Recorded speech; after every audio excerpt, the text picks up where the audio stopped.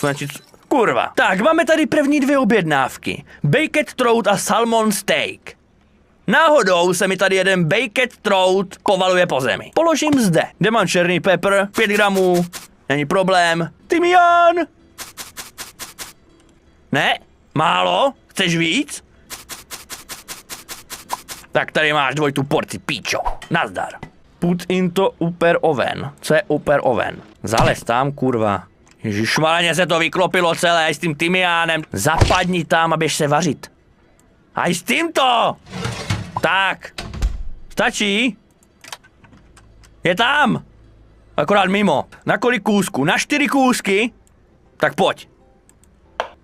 Jeden kůsek, druhý, třetí. Už je to, že? To stačí takto. Ale vole, máte tady nějakou chňapku.